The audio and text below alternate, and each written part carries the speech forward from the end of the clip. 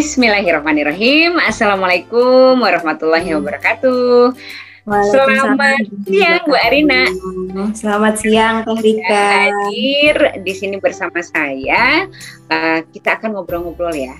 Ngobrol-ngobrol tentang apapun. Oke, kita mulai aja nih. Mari silakan kenalin dulu Mbak Arina. Siapa dirimu gitu ya? Tinggal di mana? Berapa anakmu? Bebas lah, pokoknya kenalan. Aku siapa, aku di mana, dan perkenalkan, saya Arina Manasikana, biasa dipanggil Arina. Saya di kelas berbenah sadis sebagai junior mentor. Domisili dari lahir sampai sekarang masih di Semarang. Lahir tahun 1993. Perlu banget ya itu disebutin. Itu salah satu yang bisa aku banggakan. Gitu ya. Terus anak 2 putri, masih balita semua. Dan ini coming soon, lagi hamil tua. Jadi udah berapa bulan nih kehamilannya sekarang? Ini mau 8. Bulan depan ya, insya Allah ya. Ya insya Allah. Jadi intip-intip perempuan laki-laki atau mau surprise aja? Belum diintip dan sepertinya mau surprise aja. Apapun yang penting sehat ya. Belum USG aja. Amin. Ya, oke. Suami masih 1. Tidak berencana bertambah? Jangan dong. Kayak Yes. Udah sih itu aja, sehari-hari ibu rumah tangga dan mendampingi Teh Rika di kelas berbenah sadis. Oke, nah kita kilas balik nih Mbak Arina. Jadi waktu itu dirimu itu KBS elementary berapa ya? Kalau saya alumni KBS elementary batch 10. Batch 10. Nah, waktu itu pertama kali lihat info KBS, terus kepikiran untuk ikut, kenapa pengen ikut gitu? Prosesnya kayak gimana? Prosesnya jadi aku pertamanya kan belum tahu ya. Aku taunya dari review salah satu teman di Facebook. Terus beliau cerita tentang kelas berbenah sadis, bla bla bla bla bla. Ininya reviewnya. Gitu. Wah, ini kepo dong dari situ. Ini kelas apa? Kepo. Sebenarnya saya tuh saat itu nggak ada masalah dengan berbenah. Saya tidak merasa rumah saya berantakan, nggak merasa harus butuh pertolongan gitu, nggak, biasa aja. Walaupun nggak rapi-rapi banget, tapi masih oke. Tapi nggak berantakan gitu ya? Yes, nggak berantakan, masih oke. Cuman aku kepo aja, ini apa sih gitu, kok kayaknya seru gitu. Terus dikasih tahu linknya medsos kelas berbenah sadis, saya cari tahu ini apa, terus saya berminat daftar langsung. Waktu itu berminat daftar langsungnya ke Teh Rika atau ke Teh Nuni, saya lupa, kayaknya langsung Teh Rika ya. Wah, itulah ya, aku juga lupa. Terus waktu itu saya mau daftar itu di batch 8, ternyata harus waiting list. Kalau nggak salah 2 batch waiting listnya, kalau nggak salah ya. Iya. Terus di sela-sela saya menunggu, saya ikutan giveaway-nya. Oh iya. Terus? Dan alhamdulillah malah dapat giveaway-nya, nggak jadi daftar. Rezeki mah nggak kemana ya. Yes, betul sekali. Padahal udah memang di satu sisi ngerasa ini kalau harga segini saya bisa, tapi sepertinya lumayan ya gitu. Ternyata alhamdulillah dapat giveaway tuh. Saya pengen ikut banget, tapi kalau bisa saya gratis gitu ya. Makanya coba-coba giveaway dan alhamdulillah dapat. Oke. Begitulah lalu saya terjun ke KBS 10. Nah, terus seingat saya Mbak Arina ini juga salah satu peserta terbaik, benar ya, dari KBS 10 itu? Ya. Oke. Iya dong. Apa yang bikin kenapa harus dikerjakan sebaik-baiknya, atau apa sih yang bikin jadi peserta terbaik waktu itu? Sebetulnya tidak ada niatan untuk jadi peserta terbaik, tapi memang merasa tertantang ketika diberi aturan kelas. Karena dulu masih ada eliminasi. Dan dulu saya nggak tahu kalau ternyata 3 peserta terbaik itu dapat free KBS, itu saya nggak tahu. Akademiknya gitu. Sebelumnya udah pernah ikut kelas online? Belum pernah, KBS itu baru pertama kali. Ya. Gitu. Terus saya dulu kan ada kayak tugas terbaik ini selama, terus ada tugas peserta terbaik minggu ke-1, minggu kedua itu dulu masih ada, sekarang kan nggak ada. Nah terus kayak terpacu aja gitu, wah enak ya, seneng gitu kayaknya jadi tugas terbaik, jadi peserta terbaik minggu 1, minggu 2 gitu. Terus, ya tapi nggak ada ekspektasi yang berlebihan, cuman ya udah akhirnya saya harus mengerjakan tugas dengan sebaik mungkin, semaksimal mungkin, gitu aja. Terus dan alhamdulillah dapet. Oke. Jadi berarti dirimu itu udah mendapat giveaway, terus peserta terbaik yang hadiahnya KBSI gitu ya. Udah gitu KBSA juga. Waktu itu ikut yang mana? Spesial? Atau enggak? Batch 2. Batch 2 dan itu free juga ya kalau nggak salah ya. Jadi judulnya dirimu ikutannya selalu gratis gitu ya. Betul sekali.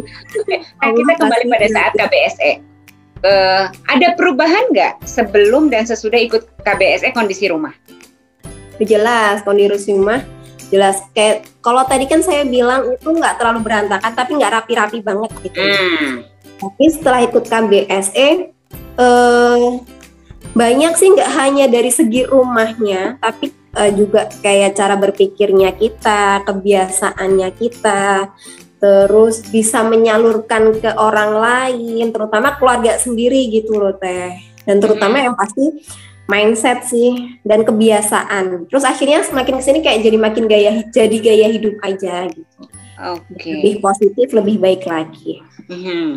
Nah pada saat ikut KBSE nih, saya kepo, waktu itu anak Mbak Arina lagi usia berapa? Itu berapa tahun yang lalu berarti? Saya lupa ya, tapi saat itu anak-anak itu seingat saya batita, berarti kisarannya mungkin 1 tahun dan 2,5 tahun kalau nggak salah. Jaraknya memang nggak terlalu jauh ya antara yang ke-1 dan kedua. Nah, gimana menyiasatinya? Ini karena yang sering sekali ditanyakan, baik itu untuk calon peserta ataupun emak-emak yang lagi ada di kelas, gimana caranya menyiasati waktu, apalagi ada 2 anak batita loh, dan terpilih jadi peserta terbaik ya, itu kan luar biasa. Nah, gimana menyiasatinya? Di mana-mana anak-anak kan sama, nggak mungkin terus duduk manis, benar nggak pada saat berbenah? Jadi, apa tipsnya? Kalau saya, yang pertama, penuhi dulu kebutuhannya anak-anak itu apa, yang pasti. Contoh?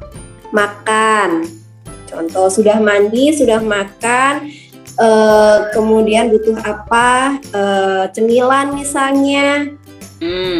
Satu itu, penuhi kebutuhannya apa, dia maunya apa, sudah semua. Biasanya anak itu lebih cenderung untuk mudah dikondisikan. Ya. Bukan anteng banget, enggak, tapi lebih mudah untuk dikondisikan. Kedua, namanya kita mau mencapai sesuatu, rumah lebih rapi, otomatis harus ada yang dikorbankan. Ya, di KBS. Dan apa pengorbananmu? Dan apa yang dikorbankan? Salah satunya kan waktu misalnya. Waktu, tenaga, misalnya ambil waktu istirahat. Seharusnya saya istirahat juga bareng anak-anak, saya alihkan untuk menyelesaikan tugas sekaligus berbenah besar. Gitu. Kemudian biasanya gini Teh, kalau saya itu ngerjain tugasnya berbenah besarnya itu ketika anak-anak lagi tidur. Jadi kebiasaan anak-anak tidur siang itu barengan sama semua saya tidurkan dulu. Dibikin nyaman tidurnya, nah baru saya eksekusi, biasanya gitu. Jadi nggak diganggu sama anak-anak ya? Niatnya dulu deh kalau. Kenapa? Yang pasti kan pola pikir sama niatnya dulu. Iya, sebelum itu dilakukan, tadi benerin dulu sih pola pikirnya ya. Ada kejadian menarik nggak selama proses berbenah rumah itu waktu itu? Kalau yang menarik apa ya? Semua buat saya sih tidak ada yang terlalu gimana-gimana sih, berjalan begitu aja. Jadi beres aja, pokoknya ujungnya tuh prosesnya beres aja ya?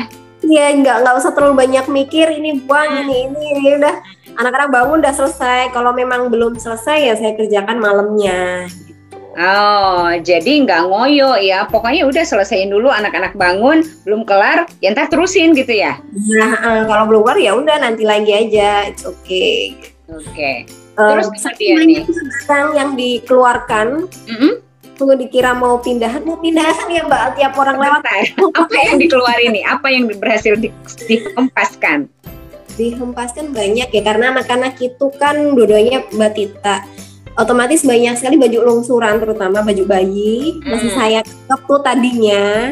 Yang ini akhirnya saya lepaskan. Itu banyak banget, berapa kardus ya, 2-3 kardus kalau nggak salah. Itu baru baju bayi. Nah, itu baru punya anak-anak aja. Belum buku-buku, belum baju bapak ibunya. Itu lumayan. Terus yang ngira mau pindahan itu siapa? Tetangga yang kalau ada yang lewat.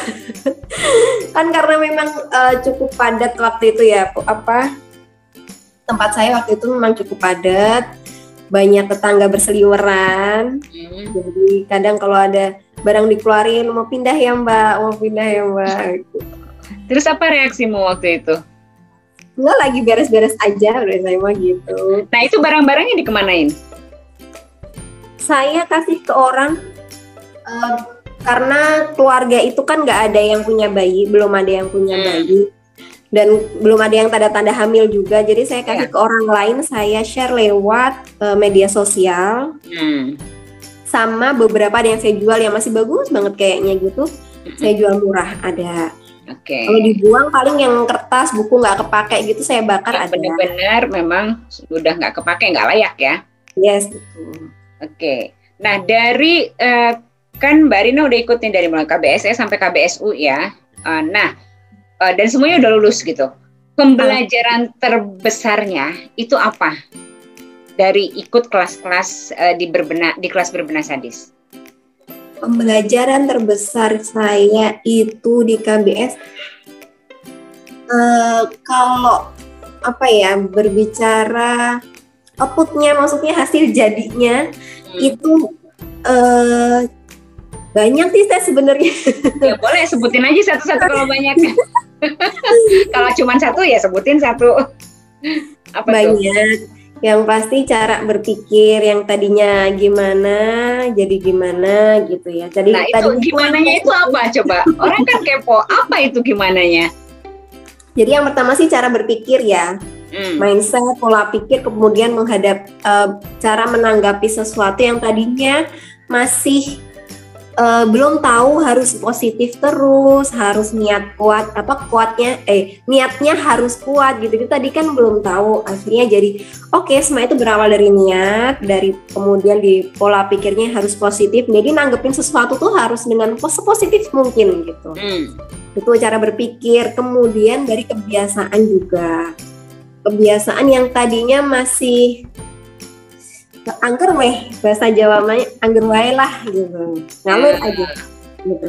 Tapi sekarang lebih diatur lagi karena di KBSE sampai KBSku itu kan dari barang, uang, waktu, hati dan pikiran sampai otak itu intinya kebiasaannya mulai ditata lagi supaya dari planningnya kemudian evaluasinya supaya lebih bagus lagi, lebih termanage lagi. Terus yang pasti yang output akhirnya itu dari itu menjadi gaya hidup gitu teh. Dari menanggapi sesuatu juga lebih positif, terutama nanggepin keluarga itu dulu seringkali masih nggak sabaran, beneran yang saya tuh kayaknya kalem ya. Saya tuh kalau dilihat orang tuh baliknya tuh kelihatannya, tapi begitu ngadepin anak, ngadepin suami, ketika lagi emosinya tinggi, udah langsung meledak gitu. Tapi sekarang bisa jadi kalem beneran, nggak cuma kelihatannya. Jadi nggak acting ya? Yes, gitu. Ya, Kalau gitu apa nih pesan untuk emak-emak yang masih maju mundur, pengen ikutan kelas berbenah sadis tapi takut gitu? Apa pesannya? Takutnya kenapa dulu ya ini ya biasanya ya? Ya bisa macam-macam, bisa karena galau gitu ya, terus maju mundurnya karena takutnya beneran sadis gitu kelasnya, apapun itu. Apa pesanmu Mbak? Sebentar tadi suaranya sempat hilang teh. Oke. Ya, galaunya bisa macam-macam. Maju mundurnya bisa macam-macam ya alasannya, tapi bisa jadi karena misalnya takutnya nanti disadisin gitu misalnya. Justru gini, kalau saya itu penikmat, bukan penikmat, maksudnya suka tantangan. Mungkin ya itu menjadi tantangan tersendiri bagi saya untuk bisa merubah diri saya, untuk keluar dari zona nyaman, supaya tidak terus-menerus mencari alasan di balik bakwan gitu ya. Tapi gimana cari solusinya, cari jalan keluarnya supaya saya tuh keluar dari zona nyaman yang negatif ya ke positif gitu. Karena merubah diri untuk mengupgrade diri itu bukan hal yang nggak mungkin. Walaupun memang bukan hal yang mudah, sekali cek langsung jadi kan, nggak terus berproses gitu. Nah, salah satu ikhtiarnya dengan di kelas berbenah sadis. Tadinya saya kira itu hanya berbenah barang. Ternyata makin kesini memang makin wow, banyak banget yang didapat gitu. Di luar ekspektasi saya, ternyata saya dapatnya menang banyak ibarat gitu. Dan bisa, dan alhamdulillah bisa. Saya yang dulunya seperti itu dan harus melewati proses dibantu dengan anak-anak yang masih batita, sekarang pun anak-anak masih balita dan coming soon, itu ternyata bisa kalau asalkan niatnya kuat, kalau mau usaha, mau mengorbankan sesuatu dulu sesaat aja, tidak meneruskan. Insya Allah bisa untuk menjadi pribadi yang lebih baik lagi. Buat siapa sih? Buat keluarga, buat anak-anak juga, buat makin disayang suami juga, buat keluarga besar. Oke. Baiklah, kalau begitu kita cukupkan saja ngobrol-ngobrol kita di siang hari ya. Di siang hari ini terima kasih banyak Mbak Arina ya. Mudah-mudahan obrolan kita walaupun sebentar ini semoga bermanfaat untuk emak-emak di luar sana. Thank you Mbak Arina. Assalamualaikum warahmatullahi wabarakatuh.